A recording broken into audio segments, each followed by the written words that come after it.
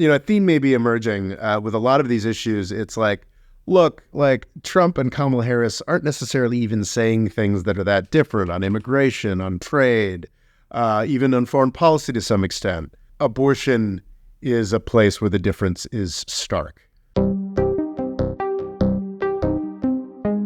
Hello and welcome to the More Freedom Foundation podcast. I am Murray, in charge of podcasting, and in charge of politics is Robert Morris. How are you this time, Robert? Oh, I'm doing all right. Not too many complaints. It's as ever. It's just strange that we've got an election in the United States in 3 weeks or so, and it's so hard to care. What do you think has done that for you? Because I've heard a lot of people talking about how Kamala's campaign has sort of lost energy, like a lot of the energy it had when she first came out. It feels like it's kind of all just muted and melted away. I think we were incredibly excited that she wasn't Joe Biden. So I think her campaign has been making some questionable choices. But that incredible, like, oh, thank God we don't have to pretend to like Joe Biden anymore, provided like incredible impetus. But then at like the end of the day, and we'll make the argument today that Kamala Harris is actually a pretty great choice for president. As worthy a politician as she is, I think we're kind of at a point where like we didn't choose this, there was no primary, there was no opportunity to find out about her in detail. I think most people who want what's best for the country want her to be president, but it's hard to get excited about this sort of thing that's certainly better than the geriatric nightmare she's run against or the geriatric nightmare that she replaced on the Democratic ticket. But it is kind of, I think we've become accustomed, any adult in the United States who's voted in a previous election, to there being more of a like, we chose this candidate and we didn't choose this candidate.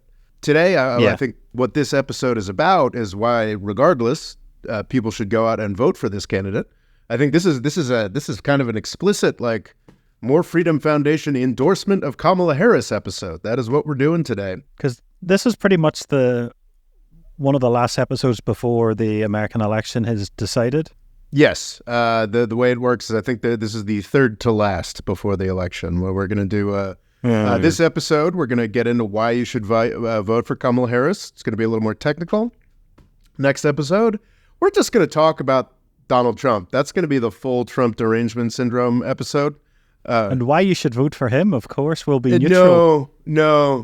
That will be a full-throated condemnation and oh my God, this guy was president for 4 years. How could you possibly want that again? But today I'd like to, I'd just go through the issues to an extent, talk about why Kamala Harris is unequivocally, obviously, by far the better choice. I think much has been made in the United States of the way that the media has supposedly given up objectivity that it used to have and is in the tank for the Democrats. I think that's nonsense. I think that the media has always been in the tank for the Republicans and continues to be so. But that's sort of like what people... But also Trump's just so much better for viewership. But so anyway, like that's the image that, well, of course, yeah. And that's the image that people have. But I do think that the way that this is being talked about, not just in sort of mainstream media, but everywhere, is like as if this is a choice, as if this is like there are two rational choices here that you could make. And I don't think there really is. Obviously, Kamala Harris is the only sensible choice if you want anything positive for this country, for the United States. We'll get into that today. Could you just give us a quick rundown of who Kamala Harris is and how she got here? Yes, we did a whole episode on this earlier, but I think this is a key part of the case for Kamala Harris. So it's worth mentioning again. Because she's a woman, there are a lot of Republicans, Fox News analysts, pundits, what have you, that will sort of flatly assert that she's somehow inexperienced or unserious. And I think that's absolutely laughable. I think she's absolutely got the most relevant experience for a president of any president this century, frankly. I mean, arguably... That's quite a statement. I mean, arguably... When you say this century, do you mean since the millennium or... Yes, since the millennium. No, I think that there were there were certainly presidents in the 20th century that were better prepared than Kamala Harris. I guess George W. Bush was a governor of Texas. He did have an executive position in a powerful state. Clearly, that didn't lead to great results as a president. But Kamala Harris is probably among like the top 100 or 200 like most prepared people in the country for this role. She was the elected district attorney of a big city, San Francisco. And this is key, and I think this is true of both of our positions. She was elected and then reelected as the prosecutor for the city of San Francisco from between 2004 and 2011. And then she was elected and reelected as the Attorney General of the state of California. Now, I come from a background of criminal justice reform. I don't really like prosecutors. I don't like the way that formulates people. I think the pipeline of prosecutors to politics is problematic, and be nice if some defense attorneys ended up in politics, but that's not generally how things work. But these are serious people. These are serious people who do serious things. And if you're running the San Francisco, this means that you're not just, the person making policy. You are managing the criminal. Maybe this isn't as clear to people in other countries. So in the U.S. system, like she's in charge of people constructing all of the criminal and many of the civil cases in the city of San Francisco, and then at the state level for the state of California. Like, this is a huge, huge job. But isn't it even bigger than that? Because don't a lot of the other states that aren't as wealthy, don't they sort of copy and paste California's and then just change it to suit their own? Like, it has a massive influence over a lot of America. I think that's very true. That may be a little more legislative, but certainly prosecutorial as well. Like California sets the stage for politics in a lot of the country. A lot of the country frames its politics in opposition to what California is doing. But it's a cliche, but I think there's some truth to it that California sets the tone, and what California is doing now is what the other states will be doing 5 years later, 10 years later, or in Mississippi's case, 50 years later.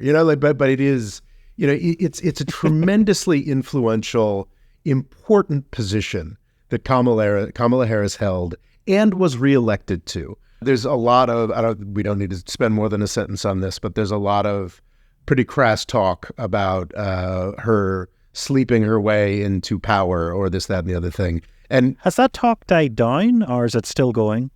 It's still brought up constantly, so it's enough that it's worth addressing. She had a relationship with a much older, much more powerful political figure in San Francisco in the 1990s. That doesn't get her elected. That doesn't get her elected to positions of power repeatedly. The fact that younger women sometimes sleep with older, powerful men is not something to hold against a person decades later. And especially when her opponent is Donald Trump, who was handed everything in his life on a platter just by virtue of being raised in a wealthy family. Managed to lose a lot of it. Yeah. So she's a tremendously impressive functionary. She's not distinguished herself as a campaigner. There's a real question that I think would be a larger question in a more normal election against a more normal opponent. There is some question as to what degree Kamala Harris has principles. In California, this may be surprising to some, but in California, in San Francisco, in the early aughts, she won her first election by being tough on crime. That was her approach. She's always portrayed herself as sort of a tough on crime person. That's how she won all her California elections. This is sort of a stereotypical way for a woman of color to make it in politics. Your people are concerned as the perception that you may not be as tough, so you make yourself as tough as possible. That's how she, got to a national political stage. And then once she got to that national political stage, there were some pretty quick changes and shifts in focus, largely in response to how left-wing the Democratic base got in response to Donald Trump. So she got to the U.S. Senate at about the same time that Donald Trump became president. They both started in January of 2017. So her senatorial presence and the way that she ended up running for president I guess she didn't even really make it to 2020. Her campaign might have crapped out in 2019 or very early 2020. And was as a much, much more progressive person than she ever was when she was the district attorney of San Francisco or the attorney general of California.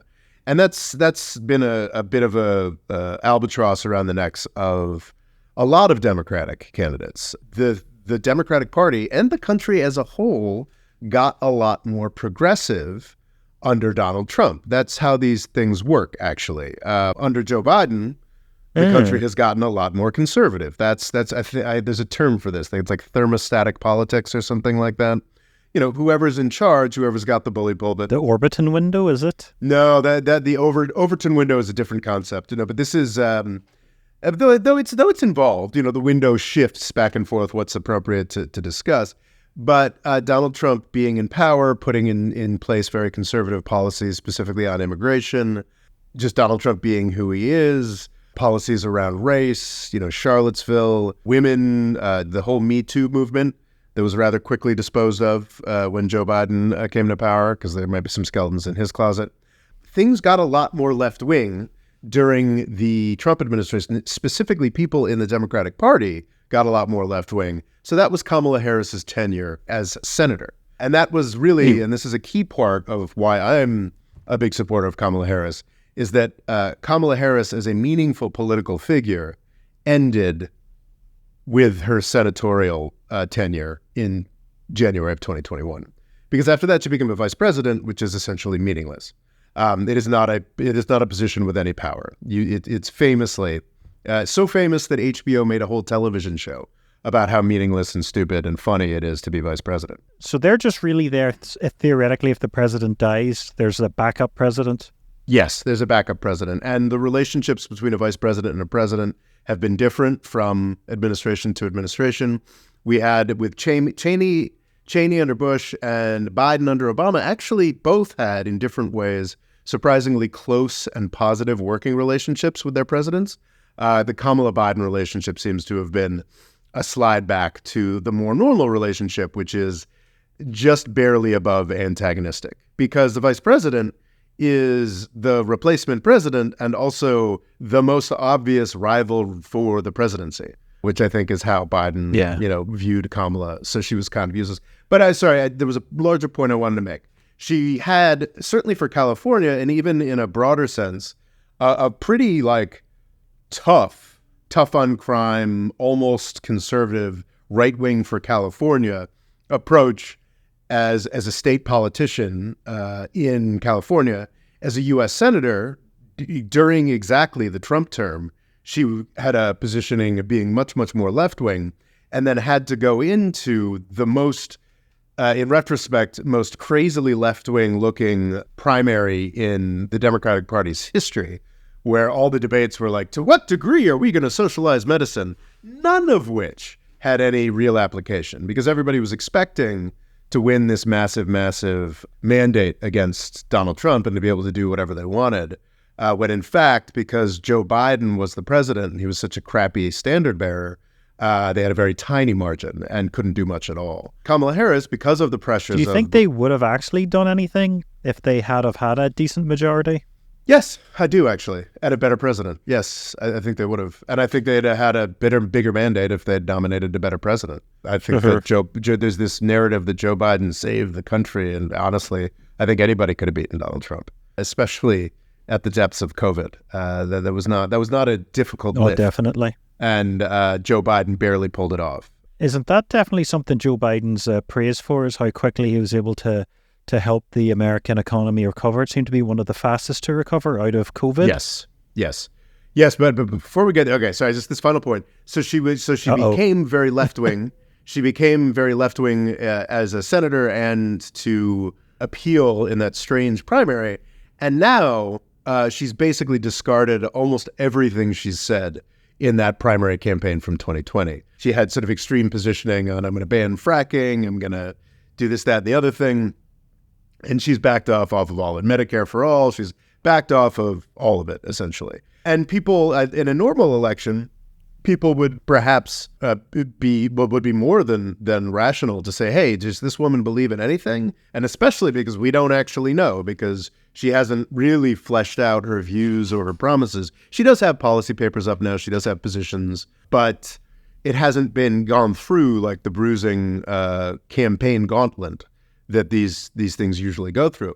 However, she is running against Donald Trump, and it is key to point out that Yes. she is a competent, accomplished executive and politician who has run government at multiple levels, has deep exposure to all of the relevant issues facing the United States right now, as a city and state attorney, and then as a senator, and she's running against Donald effing Trump. So yeah, there's no real I mean, we can end the episode here. I mean, really, like that should be everything we need to say. But we do have another 40 minutes to fill.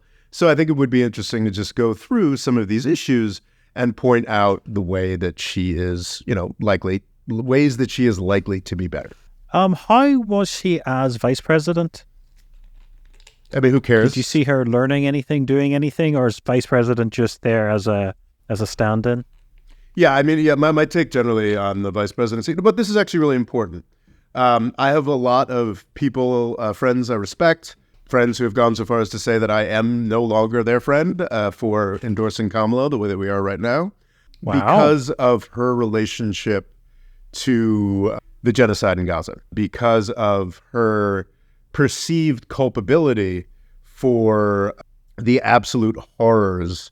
I think almost certainly isn't this also seen as why her opinion polls with Muslim voters has cratered? I think Donald Trump's like 1 point ahead, which it does sound unbelievable.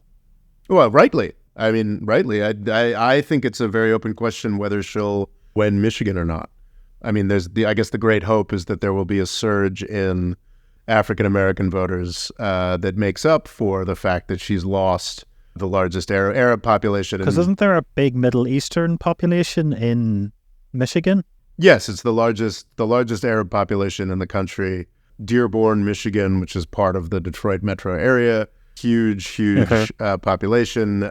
Many people who have direct familial connections to. It's interesting. I think my understanding is that Michigan's Arab population is still majority Christian, but that doesn't actually. Their Arab population. Because I think a lot would have been Lebanese, and there's a big Christian population there. And what we just saw this week, Israel launched a missile into northern Lebanon that destroyed a Christian village, wiping out an entire family of 22 people. So, yeah, obviously, Some of the reports are pretty horrific. Yeah, and that's just this week. And that is 100% Joe Biden, because that's an American missile. And that is a part of... We don't need to do another episode on the horrors of Joe Biden. There's a small chance it might be British or German. Oh, yes. Well, huzzah! Great. Yes. We don't need to do another episode on the guarantee that Joe Biden's going to burn in hell. Horrors. But the key question here is, what kind of culpability does Kamala Harris have for the actions of this presidential administration? And I don't think the Kamala Harris campaign would actually like this, because they want to say, oh, she's responsible for the good things that Biden did. And no, she's not. She has zero responsibility for the positive environmental steps that Biden has taken. She has zero responsibility for the IRA more generally, the infrastructure stuff. She had nothing to do with it. And she also had nothing to do with the genocide in Palestine. No doubt she gets to sit in some meetings and sort of nod along and pose for a picture. And she has exactly the same relevance to policy as the 19-year-old taking notes in the corner does. Kamala Harris is not responsible for the genocide in Gaza. And I'm quite confident saying that. And I think people that are asserting that are... I think if I were a Palestinian American or an Arab of some sort who was voting in this election, I would love that I could make the mental calculation that Donald Trump is obviously a worse choice than Kamala Harris, but I totally get it if they can't. I mean, she is sitting in the room where she's sitting in the Wannsee conference where they decided to do the Holocaust. She's been sitting in the room for where the choices to wipe out Gaza have been made. And if you can't vote for her because of that I totally understand that. But my understanding of how presidential administrations work, it leads me to say that Kamala Harris hasn't really done anything for 4 years other than show up for photo ops. Like there isn't a real connection. What can you see Kamala doing involving Israel in her first 100 days? Because it's still doubted whether she'll do much different to Biden. Like it could just be business as usual, or she could completely change America's relationship with Israel for generations. It's a completely open question. I would argue not for voters. I don't know who the hell this has been for. Some of the performance she's been putting on over the past month, going on TV saying Iran is our greatest adversary, farcical, or making other sort of decisions like doing a big event with Lynn Cheney, the daughter of Dick Cheney, like one of the more disgusting and bloodthirsty political figures, the vice president in the Bush administration.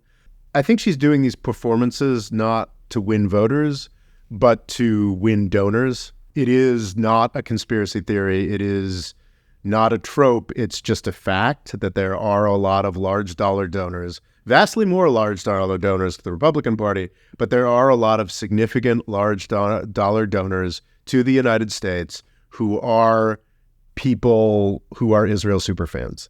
So she's saying a lot of stuff at this point to keep large amounts of money flowing, to buy the television ads, to get herself elected. This can sound like a rationalization, and it absolutely could be.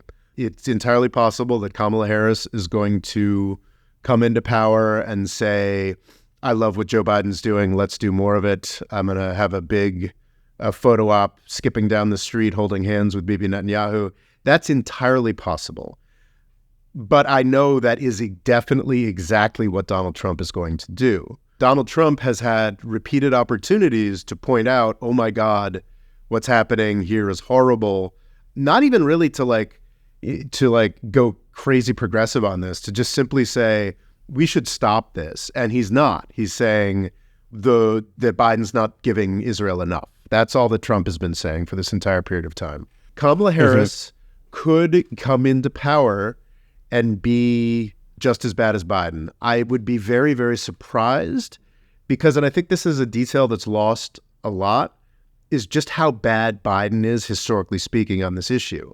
There has never been a U.S. president who has abased themselves before the demands of the worst elements of Israeli politics as disgustingly as Joe Biden has. Joe Biden seems to have this toxic mix of legitimate mental decline and, the ability to only hold on to a few small ideas at a time.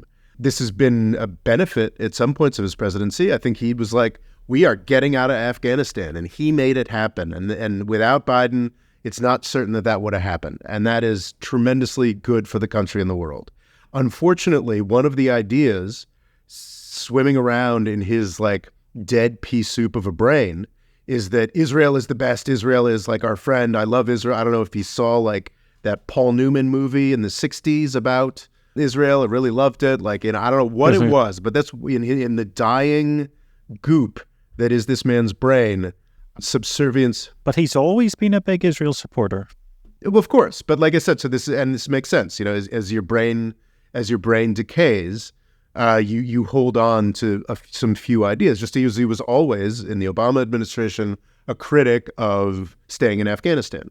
So yeah, this is one of the few ideas that has been preserved. And I don't think that Joe Biden of 2006 would be this disgusting a failure at reigning in Israel. I think it's just because, he's feeble, he's losing it, and he's just holding on to the ideas that he has left.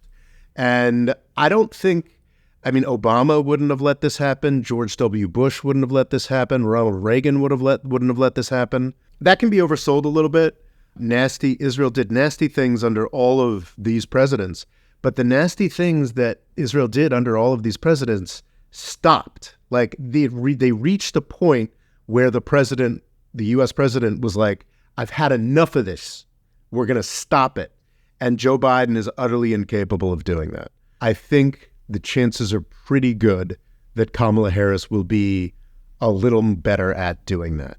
There's no guarantee of that, but I do think, and it's really basic stuff. The Biden administration has been breaking the law. It's been revealed that there's a number of laws, I think, put in place in the 70s or 80s that say that the United States cannot give money and weapons to entities that are proven to be violating humanitarian law in certain ways.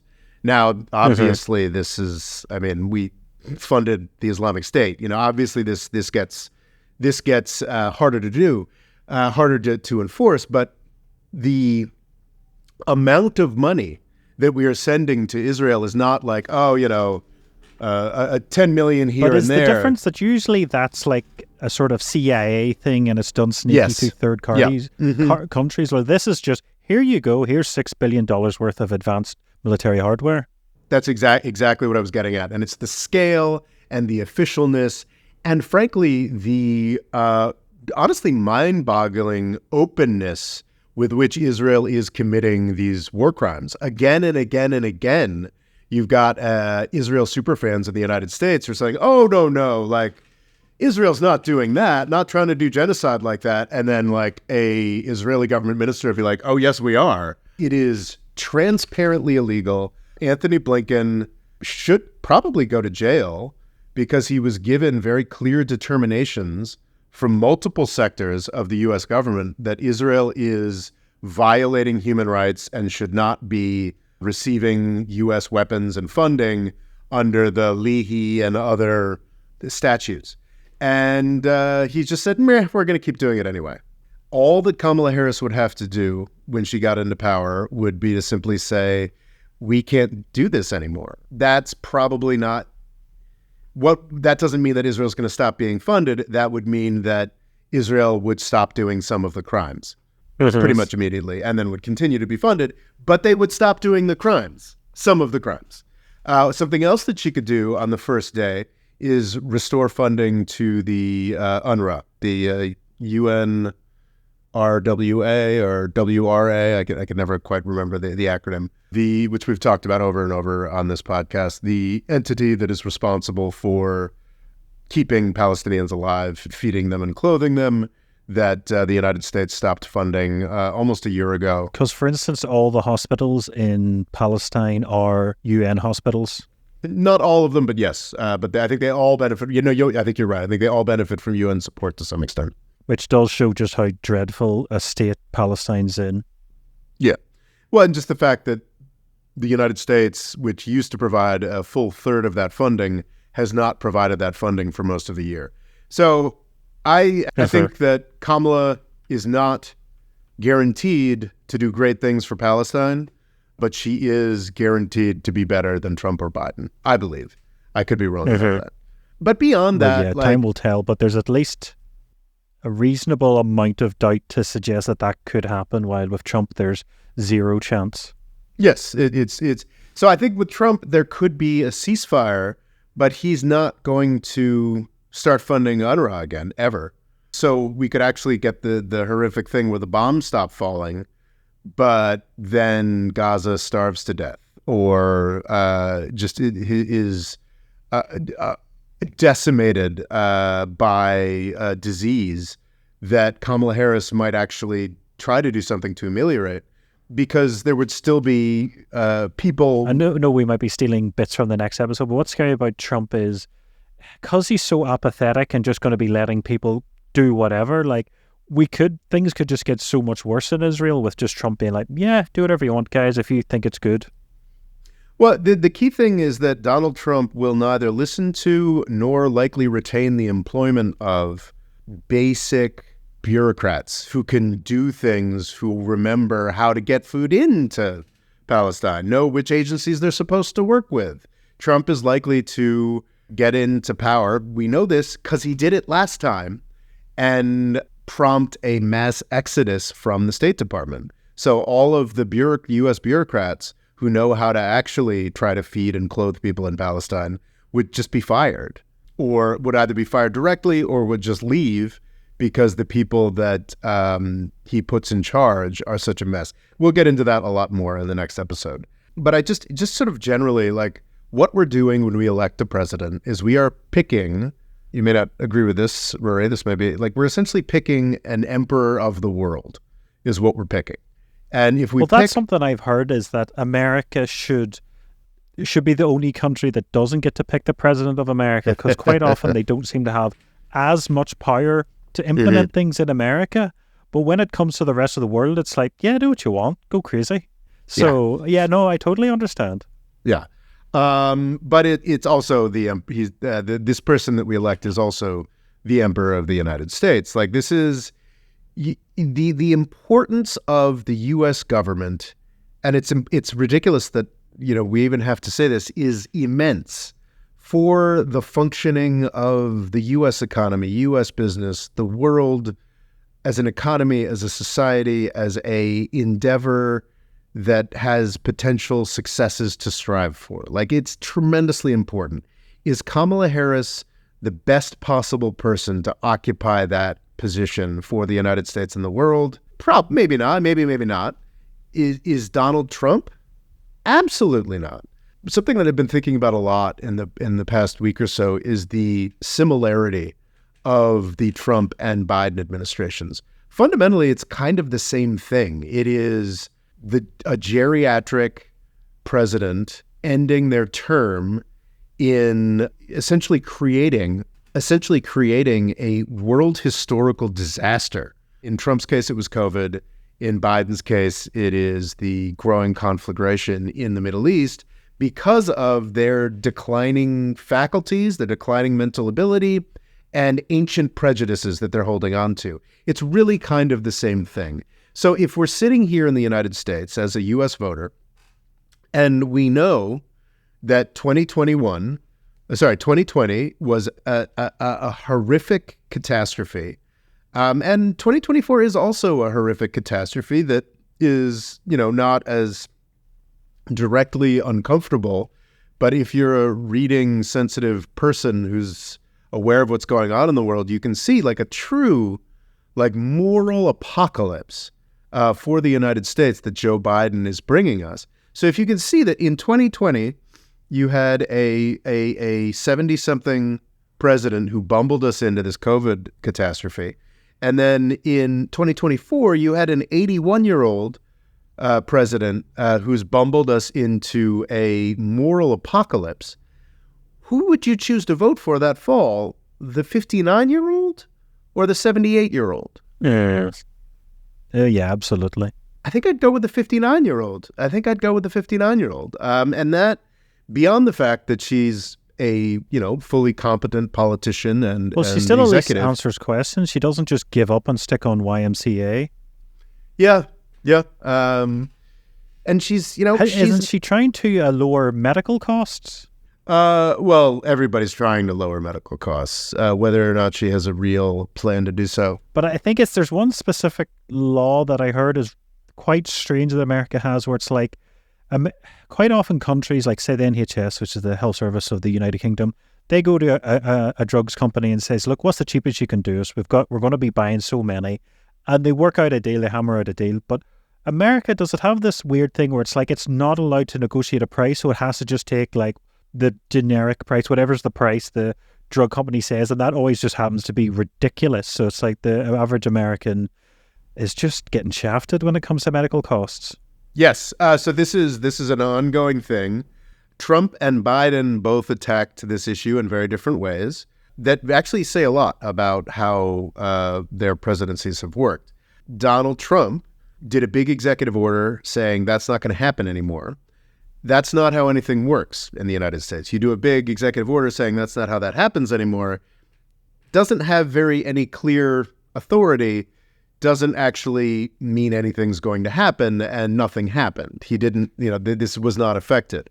Biden has actually been doing things about that, but because it's Biden, because it's this this era's Democratic Party, and I think that Kamala Harris will probably continue this, is instead of like a large sweeping thing, which would be very difficult and very technical and would require a lot of work, they have done like drug by drug negotiations, it seems like. And I think that famously with insulin, and I think with like a couple dozen or maybe a couple hundred other medicines, the Biden administration Well, I've heard about one state in particular talking about Gazumpec because it has such great implications on diabetes and on obesity that it's something that could be an incredibly useful drug. But this, I can't mind what state, it might have been Utah, basically saying the cost of this drug is just going to be outrageous at this current price, and we're not allowed to negotiate a new price. Mm-hmm. Yeah, no, and I think that's the case. But so what the Biden administration has done is they've basically done a very minor piece by piece. They're going drug by drug. You could say make a sweeping choice, say, hey, you know what? Medicare administrators can now negotiate prices. Boom. And then go to town. Instead, at the presidential level, they're like going price by price. And they are. Biden is making serious headway on this, but it's much slower than it needs to be. And Kamala Harris, I believe, will continue to make serious headway on this much more slowly than it needs to be, I think, is my sense of how that'll work. But again, this would be something to quibble with if Kamala Harris was like running against Bernie Sanders or Mitt Romney, like who would probably, have a variety of bad but well thought out policies. She's not running against a real human adult or a real human administration. Is this the only president to get a Razzie? Oh, is that who, Donald Trump or Razzie? Is that the is bad he running movie against award? the only one to? That's the bad Oscars essentially for his acting in Is It Home Alone 2? Like he's just such a ridiculous man. I thought, yeah, he really is. He is quite a joke. Like I'm just trying to think of like he's hard to comprehend him compared to any other politician in America. Mm-hmm. So I think it's probably worth pointing out that like I don't think in a broader sense, but I do think in the more limited sense of this election, I do think that the United States is in the midst of a more conservative turn on a variety of topics. And the thing about Kamala Harris that's kind of nice about her lack of any real concerted principle is that she's going to do what's popular. And we're seeing that on immigration. There does seem to be, I personally, as kind of an open borders guy who does not work in food service, I kind of think it's amazing that we've managed to vacuum up a lot of migrants over the past 4 years. I think in the long term, it only adds to our strength, but it's pretty clear to me that more or less a majority of the American people doesn't like that so much, thinks it's a little too much.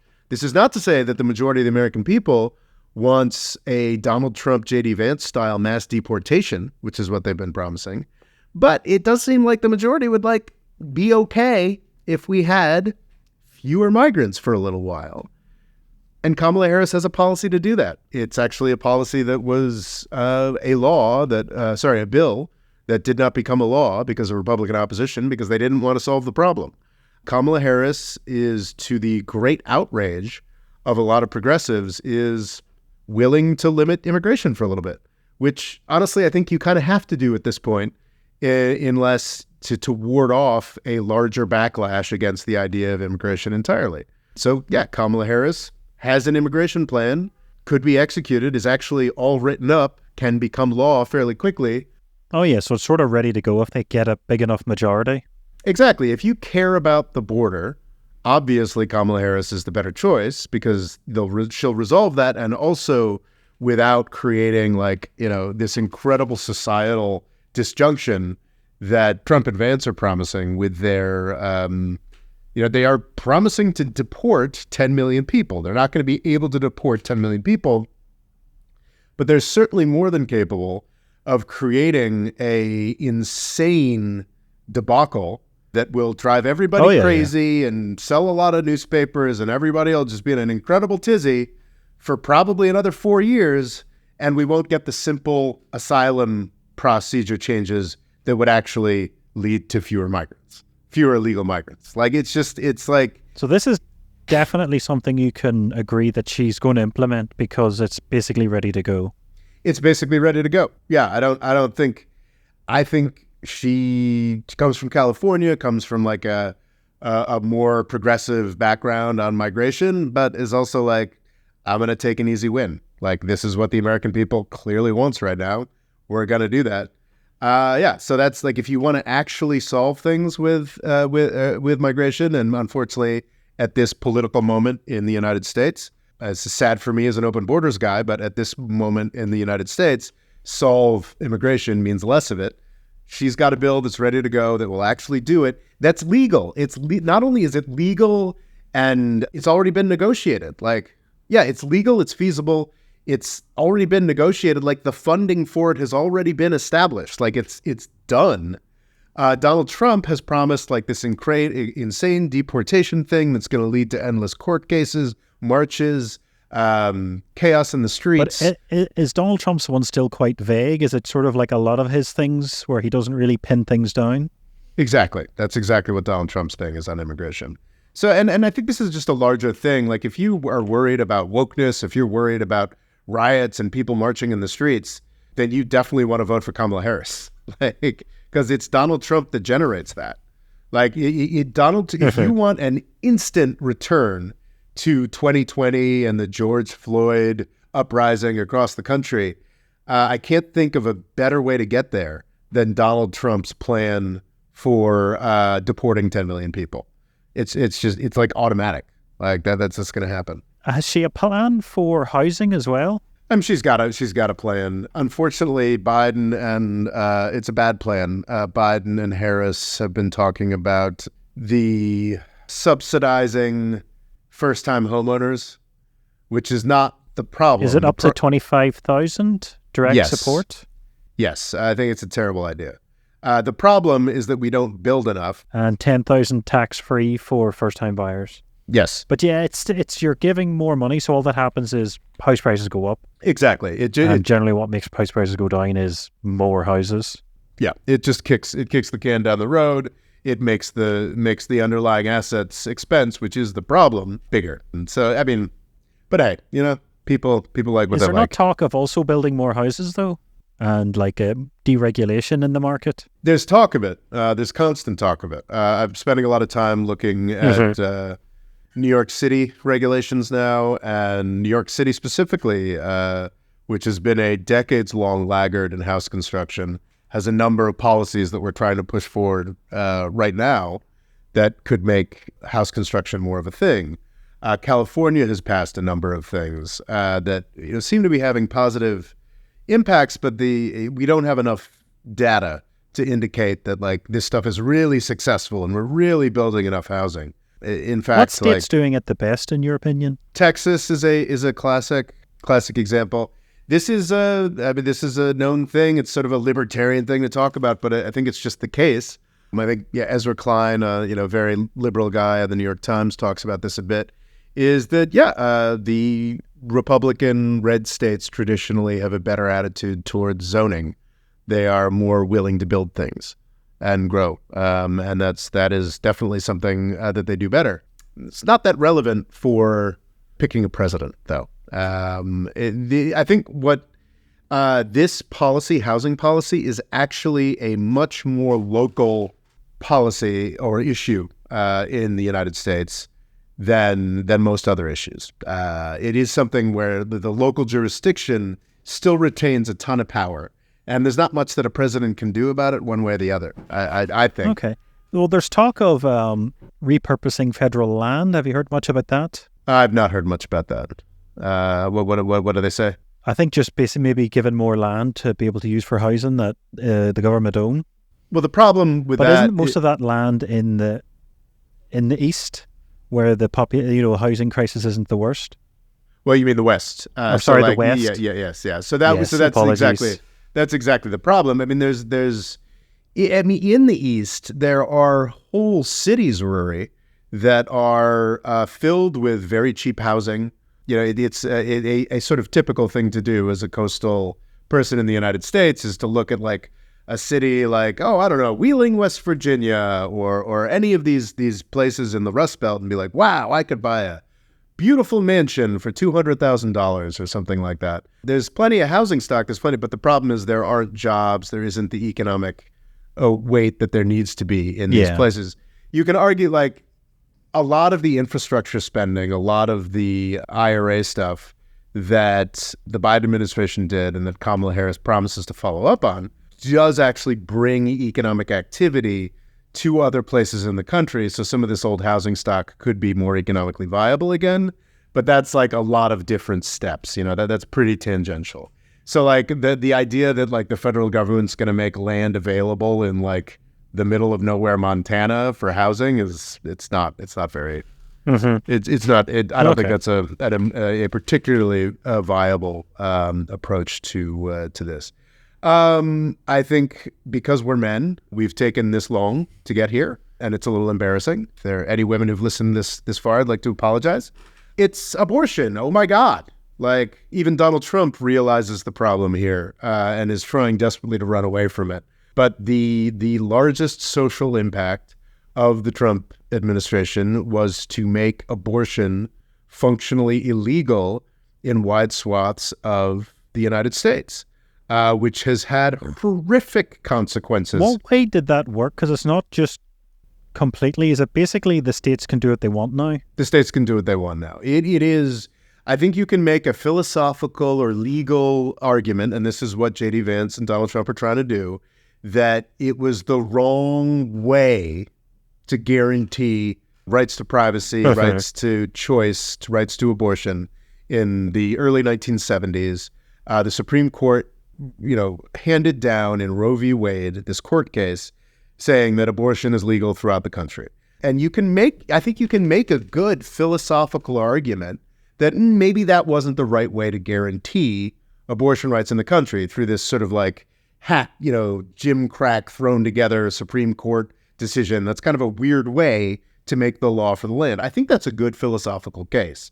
However, for half a century, that was the law of the land. That is the way that our society functioned. That is the way that our country functioned. That is the way that women understood their rights and their choices and the Donald Trump administration and the psychopathic group of judges that he nominated more broadly. There are problems vastly beyond abortion with this set of judges, but just specifically on this have drastically curtailed the rights of women throughout the country. That is a horrific human rights, human health issue that Kamala Harris is actually, a lot of this, a theme may be emerging with a lot of these issues. It's like, look, like Trump and Kamala Harris aren't necessarily even saying things that are that different on immigration, on trade, even on foreign policy to some extent. Abortion is a place where the difference is stark. Donald Trump is at a point where they've actually lost incredible influence throughout the country. Donald Trump is empowering a bunch of geriatric theocrats to impose a very outmoded, sick version of what women are allowed to do with their own bodies in this country. Isn't this being like, aren't women that go to other states where it's legal, aren't they being hounded once they come back? Because I understand normally when you say you go to Switzerland to have a relative euthanized, when you come back, it's sort of like, well, you went to the other country to do the thing that's not legal here, that's fine. But they just seem to be hounded, and are some people even being arrested? It's like, it just seems to be very archaic what's going on here. It depends from state to state. That is one of the great downfalls of the degree of variation that we have from state to state. I just don't. I can't speak to that at any. I'm sure that every single one of your worst imagined horror stories is true in some backward place like Oklahoma or Mississippi. But I just don't know. I don't have chapter and verse. Yeah, it's bad. And it's very clear from the way that Republicans have been acting, even in places like Florida, where it's a very red state, where I don't think it's a very red state, but as for abortion voters, I think, maybe 20% of the people voting in Florida have any interest in like the rabid, hyper theocratic vision of abortion that the Republicans are pushing, they're still pushing it there anyway. It's like it's a very deranged approach the Republicans have, and I guess the silver lining is that it should hopefully put Kamala Harris into power. Another one where not quite as stark as abortion, but another one is climate change. Definitely. Trump is not going to be able to stop as much as he wants. One very clever thing that the Biden administration did with the IRA is that it's funding a lot of green stuff throughout the country, and it's funding a lot of green stuff in red states. And politicians, no matter how committed they are to an ideological position on the environment or climate denial, will never turn down money. So those yes. so those projects are likely to go forward. It's a really bizarre example of this. Is Elon Musk, who Trump started off criticizing him and electric cars in general, and now I think it's turned out that he's like a super donor. Musk's given over 40 million, so now maybe Trump might be a bit more keen on electric cars. Is what we're going to see, just that, but on a significantly smaller scale. I'm, Alabama's biggest wind farm owner. I'm giving some money to the Republicans. So that was a dynamic between 2017 and 2021 as well, during the first Trump administration.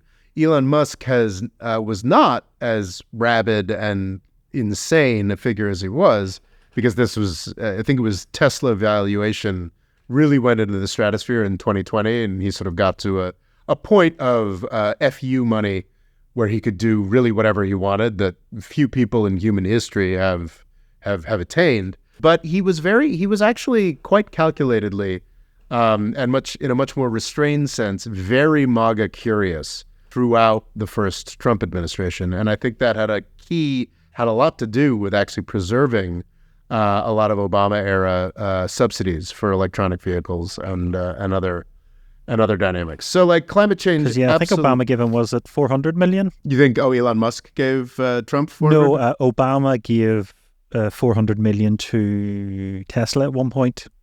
That would not surprise me. I think that I don't know what the exact figure is, but I know definitely that Tesla benefited a lot from government largesse for sure. So yeah, Kamala Harris, on climate, she's obviously going to not fire everybody at the EPA, which is something that the Trump people have promised to some degree. But also, she's really friendly to the oil and gas industry. The oil and gas, like the idea that you can just sort of automatically give the Democrats credit for their environmental policies is, I think, true to some extent, but can be really overblown.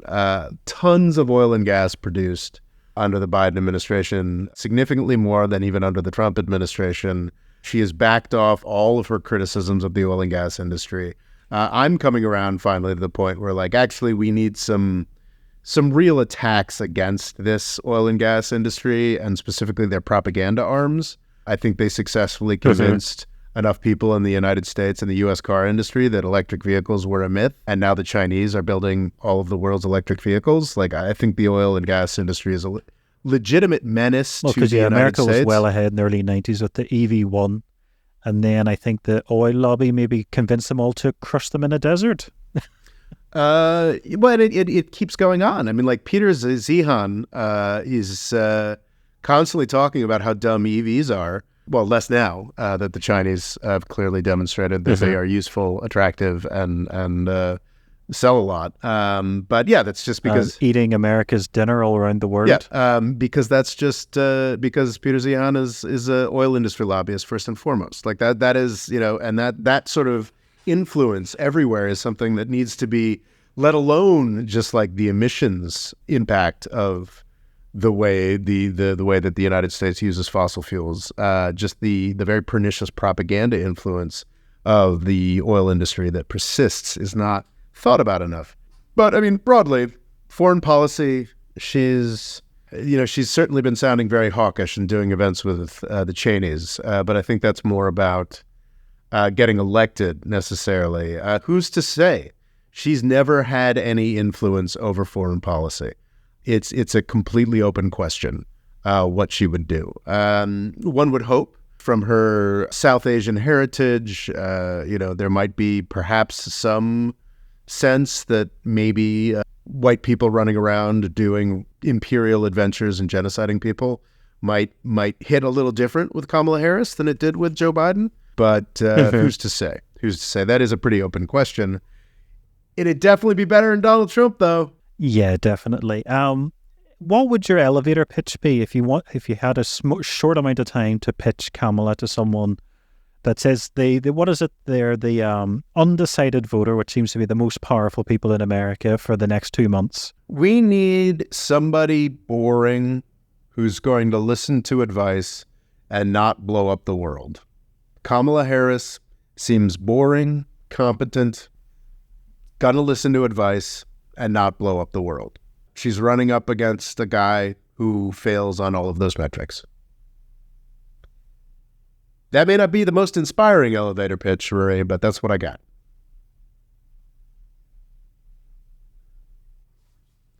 Yeah, right. I mean, it's a pretty basic question. Who do we want?